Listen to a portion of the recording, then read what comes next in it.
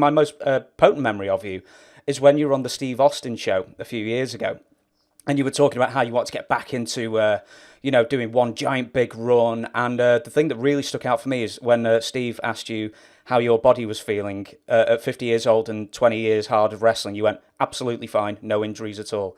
I find that unbelievable. Yeah, it was the truth, and it still is the truth. I mean, I don't have uh, anything whatsoever. I'm feeling absolutely great. So, how many matches have you had since you've been with Ring of Honor? Then, because with the COVID situation, it's a bit of a Yeah, up and down. it was like, yeah, it was a low schedules. But 2018 was pretty heavy for me. Like the with 4 shows a week for the whole year, and then 2019 probably had like 60, 70 shows over the year, and the last 2 years have been really light.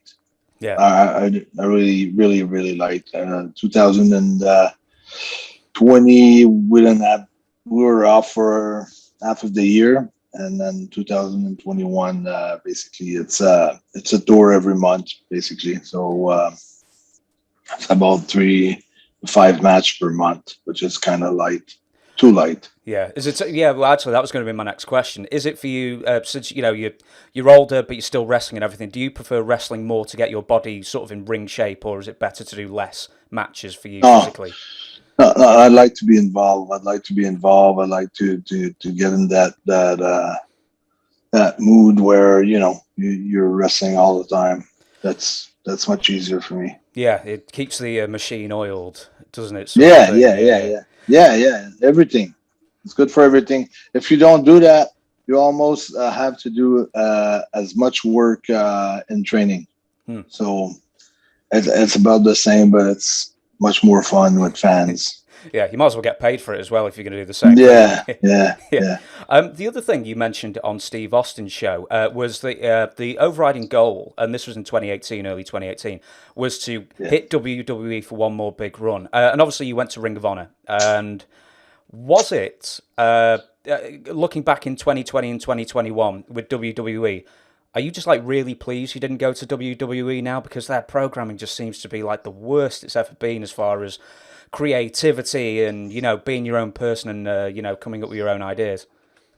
I was glad that I joined Ring of Honor in 2019 because of I had such a run in 2019. I mean, it was like probably the most produced. I mean, I've never had like such a productive year, such as 2019. Well, the becoming the world six-man tag champs, the world tag team champs, the world heavyweight champ, and then going to NWA, the NWA tag team champs, and the NWA Crockett Cup winner. So it was like it was just amazing. The Madison Square Garden sold out. Working with New Japan Pro Wrestling together on a joint venture.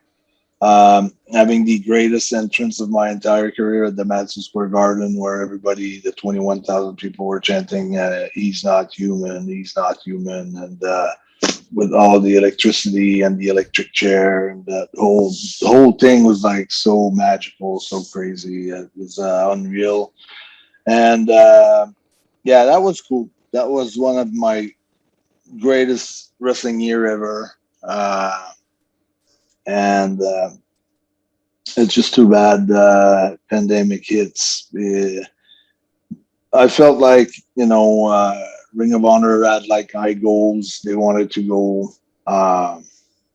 probably toe to toe with AEW at the time. We were supposed to go live on the Fox Sports, and then everything hit, and then we kind of take a backseat. We took a backseat a little bit, and that was hard. That was we went for health measure first and safety, health safety, and I mean for me, it was hard. I understood the situation, but it was just everything came down crashing. Yeah. I mean, it did for a lot of people. Not obviously not just in wrestling and everything, but crowds coming back in the UK as well as America. So you can always hit the reset button. You can either you can always restart and get back on the road again and do all the kind of things that you used to do and get back, get the momentum back and everything. And speaking of getting the momentum back, easy for me to say, is so in it's about 2017, right? So or 2016. I'm sorry, I've got my years mixed up. Is you retire from the ring for a few years, and instead of just going, do you know what, that was sort of done and dusted, you and you were always the quiet one, as far as I could tell, with the tag teams and everything. You had, Jacques Rougeau doing the talking, and Raven, all the time.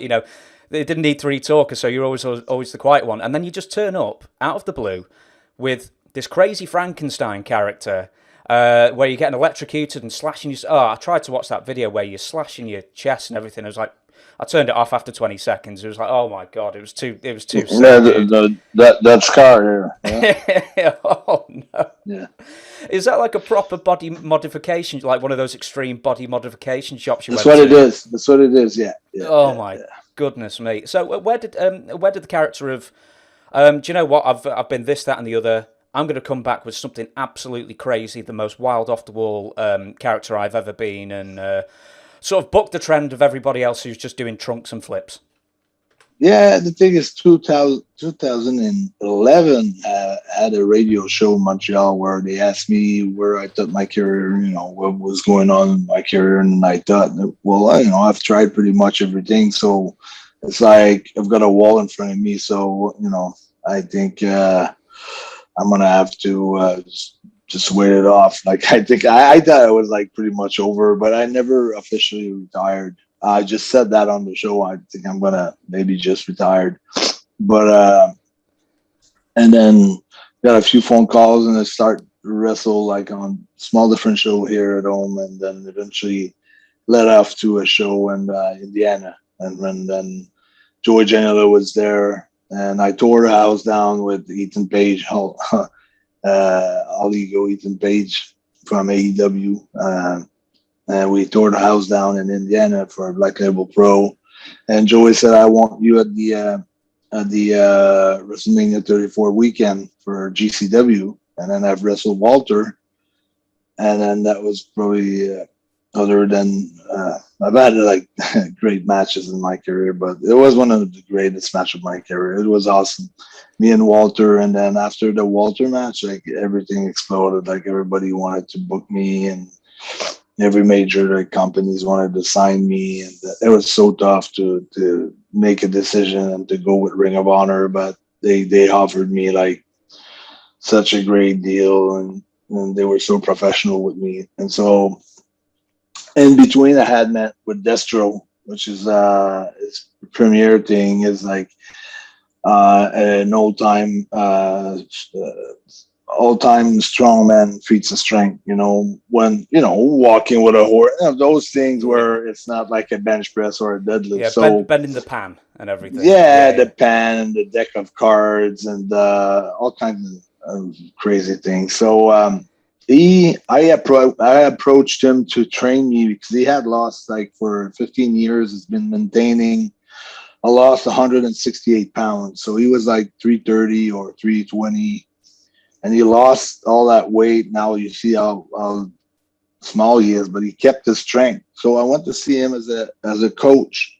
And then we became friends. And then he's a big fan of monsters. He's a big fan of horror movie. And then when he saw me walking, got done. I was just getting done doing an exercise, and I'm walking away from him, and he says, "You're Frankenstein." And he was raised and born in Boston, and he was pretty much alone when he got, when he was by himself at 3 years old most of the time. So monsters, that was his world, watching the Frankenstein movies and those movies. So, and he had to work on the strength too, because he was laughed at school and things like that. So basically strength and monsters were two of his things. So he kind of got me into that mood of strengths and monsters, and always, like, people were always saying I was walking in a weird way. And when he said that, I knew he was not bullshitting me. I knew it was the truth. I knew there was something there, and I felt, yeah, I'm down with it. That's going to be awesome. And then it was already, people were already talking about the PCO's resurrection because of the match with Walter. So everything made sense in a way without us knowing that that's what we want to do. So it was a double story. It was a Frankenstein story, resurrecting, and the PCO story resurrecting, and we put everything together, and then we went that direction, and we never looked behind since then. Good man, good man. And you know, it's a really inspirational story because, as you say, you were about 50 years old, 49, you're going to be 48, 49, 50 years old. And do you know what? If you've got Yeah. the fire in your belly, you can still do it physically. Just do it. If it's the dream you've got, just do it. Also, felt like Frankenstein was not a 20-year-old guy. It wouldn't work. It wouldn't work to have a Frankenstein that young, Yeah. or Frankenstein was like that old, that's part of the character, it goes with it. So as long as you can do the work, and you can be up to whatever we're doing in pro wrestling today, why not? Who in Ring of Honor is that you look at right now and you think, buddy, you are box office. You could headline any pay-per-view anywhere in the world. You are going to be the man. I think Brody King is super talented. I think he's on his way. He's on his way to become something great and something big. But there's so much talent. I think Bandito's great too. I think he's the champ right now, and I think it's well deserved. I've seen him in PWG, like doing like some unbelievable matches, even in Ring of Honor too. But I think he's young. He's super young, so I think he's got a great talent ahead of him. Uh, I think some guys are just about to explode. They haven't reached their full potential yet, but tons of talent, tons of talent.